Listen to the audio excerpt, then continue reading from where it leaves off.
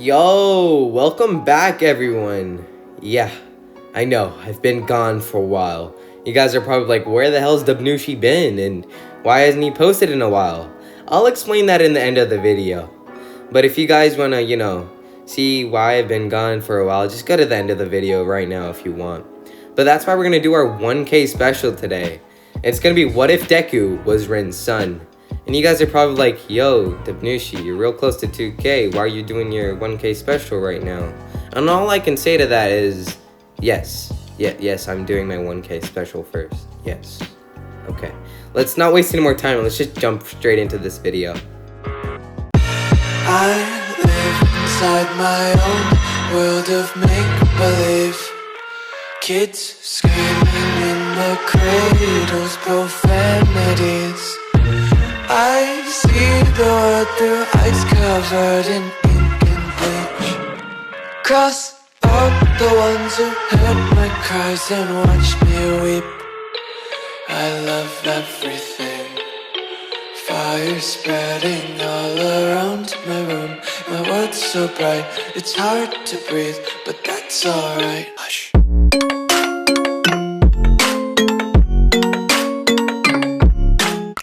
Okay, before we start this what if, I feel like you guys should know some background knowledge.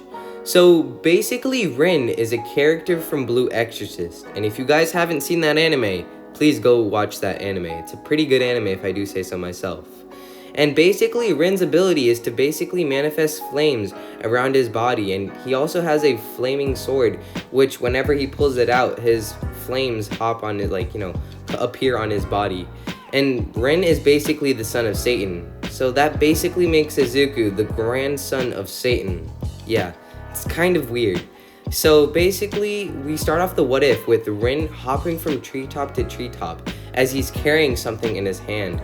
As we look closer, we can see that it's baby Izuku as he's just crying. As RIN lands in a secure place and looks at Izuku for the final time, as he tells Izuku that he'll come for him if he can make it out. As Izuku just keeps on crying, RIN pulls something out, and you can see that it's a blue flame. As RIN just puts it into Izuku as Izuku stops crying. But then, suddenly, a horde of demons appear.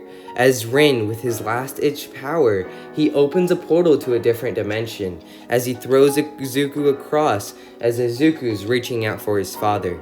But that was the last time Izuku was able to look at his father, as RIN gets up and pulls out his sword, as he rushes toward the demons, dying in the process. As two people rush in, it's Inko and Hasashi, as they look at baby Izuku as they heard something and they just came here to check on it. As they notice Izuku, they're confused why there's a crying baby. As they look closer, they see that Izuku has slight blue flames coming off of him, and they also notice that he has a tail. As they're confused, they just assume that that's Izuku's quirk, as they pick Izuku up and they take him home. As they take care of Izuku, they grow attached to him, and they both decide that they might as well adopt Izuku, because they were having trouble in the bedroom. So now we're gonna skip around 4 years, and Izuku was never able to do anything with his quirk, as he wasn't even able to, make a fireball or, do any type of sorts with his quirk, as he just had flames coming off of him. And those flames didn't even hurt anyone. And Izuku was just sad because his quirk barely did anything except make flames on his body. But Izuku obviously didn't know that his supposed quirk wasn't a quirk. So when Izuku went to the quirk doctor just told Izuku because that was his quirk, since he didn't know how to tell them that Izuku has the pinky toe joint, but he still has a quirk. So the quirk doctor was just confused and just told the Inkos that was just Izuku's quirk. When Izuku went to school the next day, he sees Bakugo. And Bakugo and Izuku never had a good relationship, since both of them were both hot-headed. So they never, got along. So when he saw Bakugo bullying another kid for, not having a cool quirk, he immediately rushed in telling Bakugo to go away and that he shouldn't bully other kids for not having a good quirk. as Bakugo just smirked and told Izuku to move. As Izuku stood his ground and told Bakugo to get out before he gets himself hurt. As Bakugo with his hand makes tiny explosions, telling Izuku that his quirk has no chance in beating him. As Izuku gets into a fighting stance, ready to fight Bakugo. As Bakugo just starts laughing, telling Izuku that he has no chance of winning. As Bakugo immediately rushes in and punches Izuku straight in the gut, as he adds an explosion to amplify the punch. As Izuku falls back onto the ground.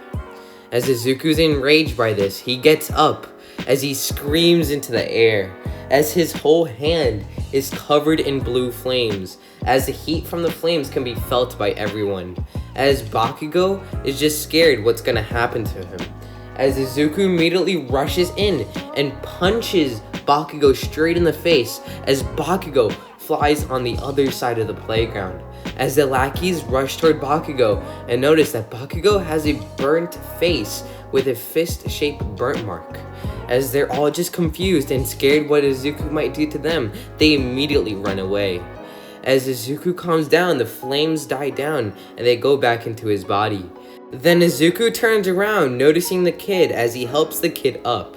As the kid gets up and tells Izuku that he has a pretty cool quirk and that he thanks Izuku for saving him. As Izuku wonders what he just did as he starts staring down at his hands. As Izuku closes his fists, all of a sudden, flames appear on his arms. As Izuku's just confused in what he just uncovered. Okay, so let me explain this a bit. You guys are probably wondering in how Izuku's even able to use his flames. Since Izuku doesn't have a sword, he won't be able to access his flames just like his father. So I thought there would be another way, so I just made his hands his way there where he can access his flames.